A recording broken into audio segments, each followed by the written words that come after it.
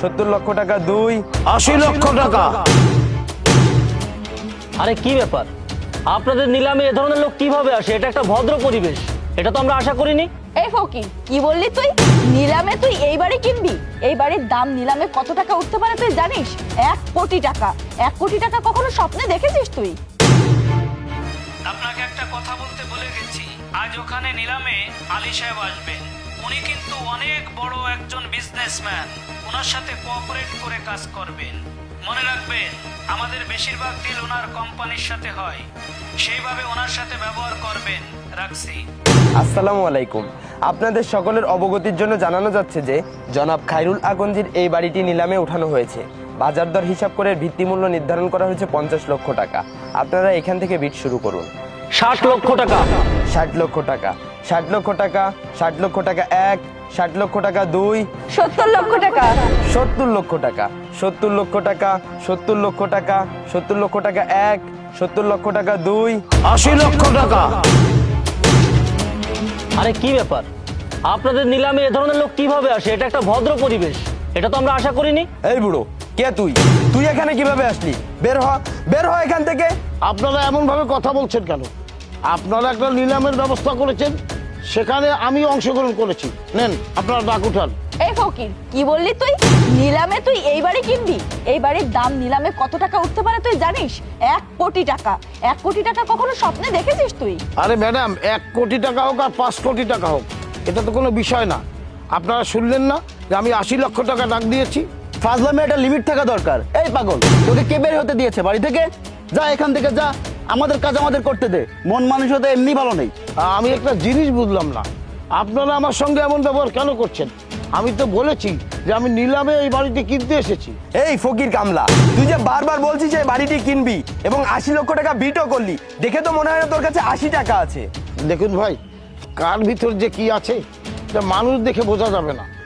মাকাল ফল দেখতে ভালো হলেও ওর ভিতর কিন্তু গোবর থাকে, এ কথাটা ভুলে যাবেন না। এই পাগলের বাচ্চা, তোর অনেক কথা সহ্য করেছি, এখন কিন্তু আর সহ্য করবো না। এখান থেকে চলে যা। আপনারা বললে আমি চলে যেতে বাধ্য নই। আমি আমার ইচ্ছাতেই এখানে এসেছি এবং আমার ইচ্ছাতেই এখান থেকে যাব। তাও আপনার নিলামের কাজ শেষ করব, তারপর নিন আপনাদের কার্যক্রম শুরু করুন। দেখুন ভাই, আপনাদের ডাকে আমরা এই নিলামে এসেছি। এসে সব কি দেখছি? আপনারা আগে এই লোকটাকে এখান থেকে বের করুন, তারপর নিলামের কার্যক্রম শুরু করুন। হ্যাঁ, ম্যাডাম তো একদম ঠিক কথা বলেছে। একজন পাগল ব্যক্তি এসে নিলামে ডিস্টার্ব করছে, আর সেটা আমরা সহ্য করে নিচ্ছি। দেখুন ভাই, ওনাকে আগে এখান থেকে বের করুন, না হলে এই কার্যক্রম বন্ধ রাখবেন। আর যদি যদি নাই করেন, তাহলে আমরা কিন্তু এখান থেকে চলে যাব। ব্যাপারটা অন্যদিকে চলে যাচ্ছে। তাড়াতাড়ি এই বুড়োকে এখান থেকে বের করতে হবে, আমাদের কাজ তাড়াতাড়ি শেষ করতে হবে। আচ্ছা, আমি দেখছি। এই বুড়ো, এখানে দাঁড়িয়ে অনেকক্ষণ তোর পাগলামি সহ্য করছি। বের হ এখান থেকে। এই দাঁড়ান, কি ব্যাপার? আপনারা আমার বাবাকে এখান থেকে বের করে দিচ্ছেন কেন? আরে এই দেখো, আর এক ফকিরের বাচ্চার আগমন ঘটেছে। তুই এখানে কিসের জন্য এসেছিস? ঠিক আছে, এসে যখন পড়েছিস, তোর এই ফকির বাপকে নিয়ে এখান থেকে চলে যা। মুখ সামলে কথা বলুন। আপনি আমার বাবাকে ফকির কেন বলছেন? আপনি আমার বাবাকে চিনেন? ওরে বাবা, এ তো দেখি যেমন বাপ তেমন ছেলে। এই, তোর বাবা যে একটা ফকির পাগল, সেটার প্রমাণ আমরা অনেক আগেই পেয়ে গেছি। তুই তোর এই ফকির বাবাকে নিয়ে এখান থেকে চলে যা, না হলে কিন্তু এর ফল ভালো হবে না। ভালো হবে না মানে? আপনারা কি করবেন? আপনারা গায়ের জোরে আমাদেরকে এখান থেকে বের করে দিবেন নাকি? ওরে ফকিরের বাচ্চা, যত বড় মুখ নয় তত বড় কথা। স্টপ! এখানে দাঁড়িয়ে আপনারা এতক্ষণ আমাদেরকে অনেক কথা বলেছেন, অনেক অপমান করেছেন। আমরা কিন্তু কিচ্ছু বলিনি। এখন কিন্তু আপনারা লিমিট ক্রস করে ফেলছেন। এই, একে তো এখানে এসে আমাদের মূল্যবান সময় নষ্ট করছিস, আবার লিমিট ক্রসের কথা বলছিস। এই কে তুই? আর এই পাগলটাই বা কে? আপনারা আমার বাবাকে এখনো চিনতে পারেননি? আমার বাবা এই শহরের একজন নামকরা বিজনেসম্যান। বিজনেসম্যান? লুঙ্গি পরা বিজনেসম্যান? এত সময় ভেবেছি তোর বাবা পাগল, এখন তো দেখছি তুইও পাগল। তোদের পুরো পরিবারটাই পাগল। Miss Shruti, Sarkar group of কোম্পানির ম্যানেজার, চাকরির বয়স 4 বছর, স্যালারি 70,000 টাকা। আর আপনার কোম্পানির মালিকের নাম পুলক সরকার। কি ঠিক বললাম তো? এই বুড়ো, তুই আবার এত কিছু কিভাবে জানিস? শুধু আপনার না, এখানে আপনারা যারা যারা উপস্থিত আছেন সবার বায়োডাটা কিন্তু আমি জানি।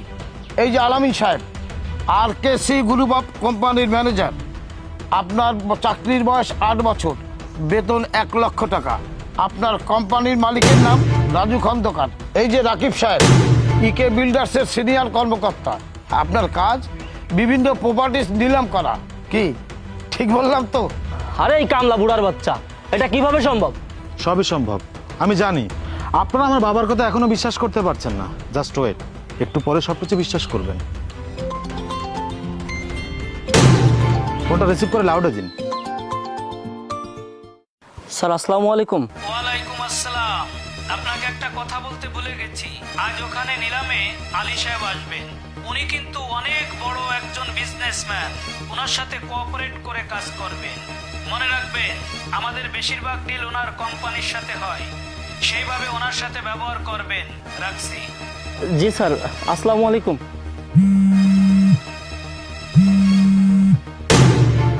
মিস শ্রুতি, আপনাকে একটা কথা বলতে ভুলে গিয়েছি। ওখানে আলী সাহেব আসবেন। মনে রাখবেন, আমাদের কোম্পানির বড় বড় ডিলগুলো ওনার কোম্পানির সঙ্গে হয়ে থাকে, অতএব ওনার সঙ্গে সুন্দর ব্যবহার করবেন। রাখছি।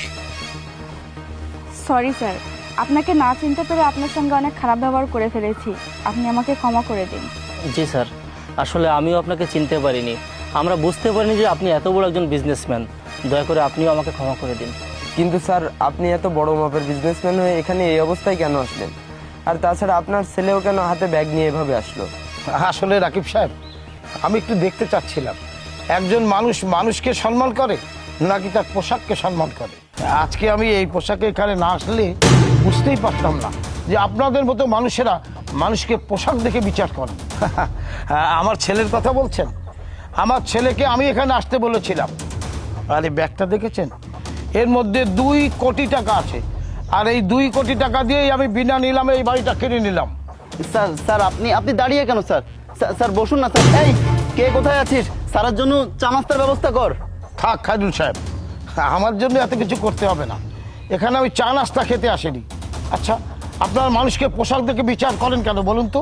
একটা মানুষের ধন সম্পদ থাকতেই পারে, তাই বলে কি সবসময় তাকে কোটিপতির পোশাক পরে থাকতে হবে নাকি? আপনারা তো এটা ভাবতে পারেন মানুষের পোশাক নয়, মানুষকে সম্মান করতে শিখতে হবে, তাহলে দেখবেন সমাজটাই বদলে যাবে। আপনারা আজকে আমার সঙ্গে যে ব্যবহারটা করলেন, এই কথাটা যদি আপনাদের মালিককে আমি জানাই, তাহলে আপনাদের কি হবে একটাবার ভাবুন তো। স্যার, দয়া করে আপনি এমনটা করবেন না, তাহলে আমাদের অনেক বড় ক্ষতি হয়ে যাবে। জি স্যার, আপনি দয়া করে এমনটা করবেন না, আমাদেরকে পুনরায় আরেকটা বার সুযোগ দিন। থাক, আর ক্ষমা চাইতে হবে না। দেখুন, আমি এতটা নিষ্ঠুর নই যে আমি আপনাদের ক্ষতি করব।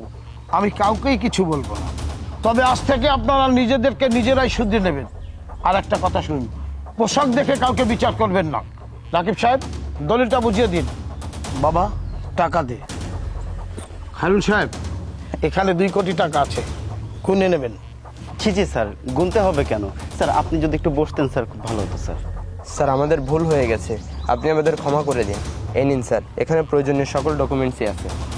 ঠিক আছে, আপনারা আপনাদের কাজ করুন। বাবা চলো। চলো।